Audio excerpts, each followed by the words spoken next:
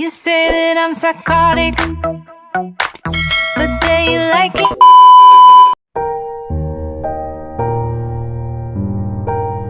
Yongki cukup puas dengan masakan istrinya, walau tidak seenak uminya tetapi masih bisa diterima di lidahnya. Padahal soal makanan dia sangat pemilih. Tidak buruk juga menikah dengan Indria. Aku bebas dari Abah dan Umi sehingga aku bisa lebih sering bertemu dengan Sinta. Sedangkan Indria aku anggap saja sebagai pembantu rumah tangga untuk mengurusku, batin Yongki menyeringai. Kemudian Yongki teringat akan kekasihnya, sudah pasti Sinta akan ngambek karena tadi dia mengingkari janji. Yongki segera menelpon Sinta, tetapi tidak diangkat juga. Nah kan, dia pasti marah, batin Yongki cemas. Yongki mencoba menelpon lagi, tapi ponsel Sinta sudah tidak aktif. Sebenarnya Yongki bukan hanya memiliki pacar satunya lagi ada Nadia, tetapi saat ini kekasih yang satunya itu di luar negeri untuk menggapai mimpi sebagai desainer ternama. Mereka berdua belum putus, tapi juga sudah tidak hubungan lagi karena Yongki marah sebab Nadia lebih mementingkan mimpi dibanding dirinya. Jika dibandingkan, sesungguhnya Yongki lebih mencintai Nadia. Tetapi sayangnya gadis itu keras kepala dan terlalu mandiri. Berbeda dengan Sinta yang selalu ada dan bergantung padanya sehingga Yongki merasa sebagai lelaki teramat sangat dibutuhkan.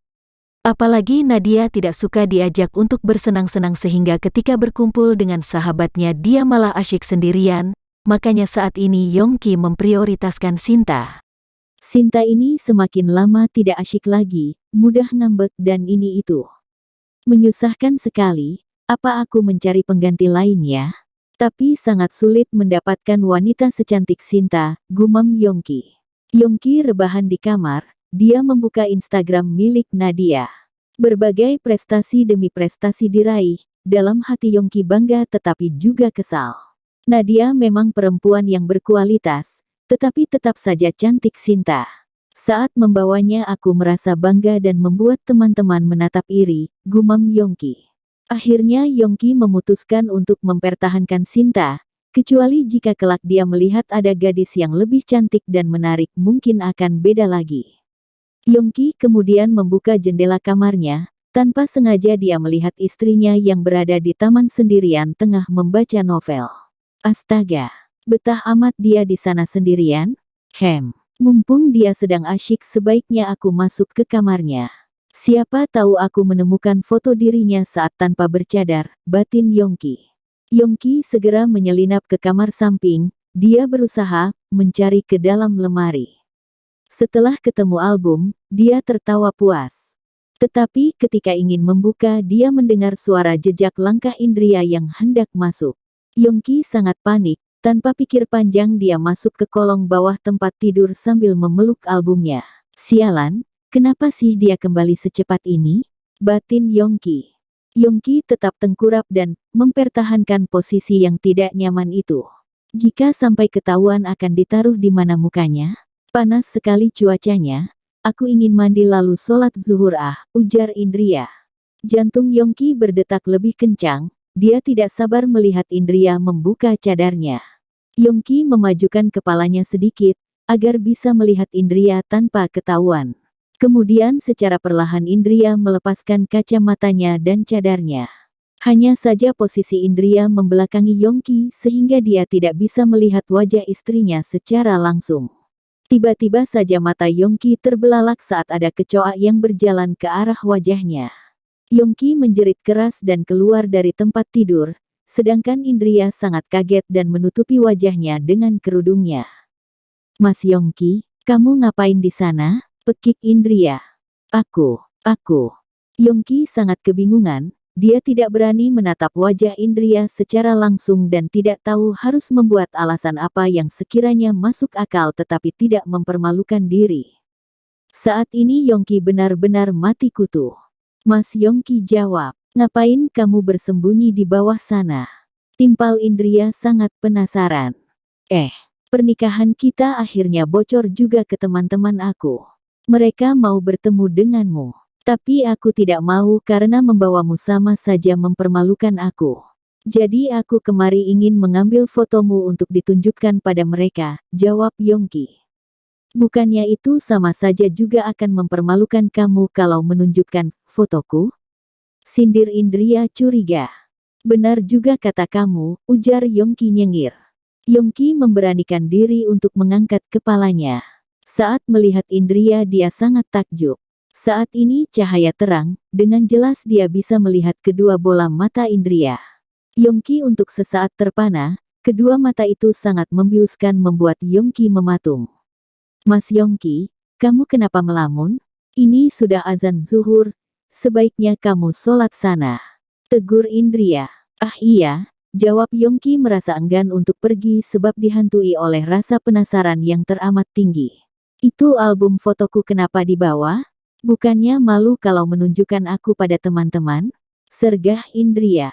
Yongki baru sadar masih membawa album tersebut kemudian menyerahkan pada Indria. Yongki sangat ingin melihat wajah istrinya, tetapi bibirnya terasa keluh hanya untuk mengucapkan permintaan tersebut. Akhirnya, Yongki keluar dengan perasaan yang campur aduk. Benar-benar gila, semakin lama aku bisa gila jika terus begini, batin Yongki. Indria segera menutup pintu kamar rapat-rapat. Lelaki ini menakutkan sekali, kenapa tidak berbicara berterus terang saja kalau mau mengambil foto dan bahkan malah diam-diam mencuri? Batin Indria heran. Dalam hati Indria curiga jika suaminya itu mengada-ngada soal teman-temannya. Apakah dia penasaran sejelek apa wajahku? Baiklah, malam ini aku akan dandan dan memperlihatkan wajahku padanya. Aku juga bisa tampil cantik di depannya, gumam Indria. Malam pun tiba, Indria hari ini sengaja merias wajahnya tipis-tipis dan memakai jilbab tanpa cadar. Tetapi dia teramat malu untuk keluar. Bukan karena apa-apa, tetapi memang dia adalah gadis pemalu yang tidak punya kepercayaan diri tinggi. Bagaimana ini? Kalau aku tidak cepat-cepat keluar nanti Mas Yongki keburu pergi, batin Indria. Tetapi sesaat kemudian hati nuraninya tidak rela. Aku tidak ingin mengandalkan wajahku untuk membuat dia peduli padaku. Dia kemudian memakai kembali cadar, dan begitu keluar dari kamar juga bersamaan dengan Yongki. Kamu mau kemana? Tanya Yongki. Masak, ini saatnya aku makan, jawab Indria. Oh, kalau aku mau keluar dulu dengan Sinta. Gara-gara kejadian siang tadi dia marah dan ngambek minta mobil, karena aku mencintainya tentu saja akan aku belikan, timpal Yongki. Yongki sengaja memanasi Indria untuk menghilangkan rasa malu tadi. Tidak usah banyak bercerita, kalau mau pergi tinggal pergi saja, sela Indria merasa dirinya begitu bodoh. Untung saja dia tadi mengurungkan niatnya untuk memperlihatkan wajahnya pada suaminya. Karena pada akhirnya dia hanya akan malu sendiri mengharapkan orang yang jelas-jelas mencintai wanita lain. Dibilang sedih ya sedih, tapi mau bagaimana lagi memang sudah nasibnya memiliki suami seperti Yongki. Indria langsung berlalu ke dapur. Salah satu yang membuat dirinya bahagia adalah makan.